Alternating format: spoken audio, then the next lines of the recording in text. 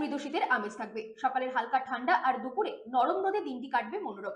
সর্বনিম্ন তাপমাত্রা প্রায় 15 ডিগ্রি সেলসিয়াসের আশেপাশে নামতে পারে, আর সর্বোচ্চ তাপমাত্রা 29 ডিগ্রি সেলসিয়াস পর্যন্ত পৌঁছতে পারে।